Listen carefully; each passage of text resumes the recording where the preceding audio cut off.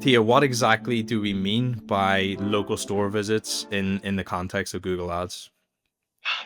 First of all, thank you so much for the great words, James. But when it comes to local store visits, right, we would refer to that physical visit to a brick and mortar store, which occurs after the user has interacted with your Google ad.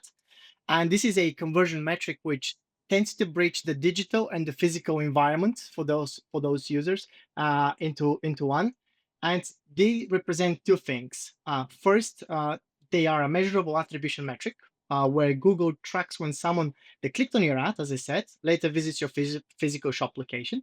And this is done through various signals, which include, for example, GPS, Wi-Fi data, Google Maps usage, and opt-in location history from the user's mobile devices. But they're also part of Google's online to offline tracking system, which helps businesses understand how their digital marketing efforts would translate to real world foot traffic here. And Google also uses a combination of methods that estimates these visits. So, but we will dive in a lot more detail later on in the webinar about the attribution and measurement of those store visits because it's quite important. Yeah, 100%. And it does get quite technical when it comes to that. But just to keep it kind of more at a kind of foundational level, if I'm a local business, why should I even bother trying to use Google Ads to drive in-store traffic rather than just focusing on driving online sales if I have an e-commerce platform of the website? And to follow on from that, like, would you say there are certain types of businesses that tend to benefit most from focusing on using Google Ads to drive foot traffic?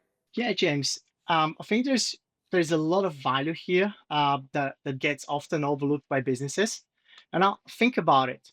When someone comes to your shop, you've got that wonderful opportunity for your staff to connect with your customers, recommend additional items, and create proper shopping experience, right?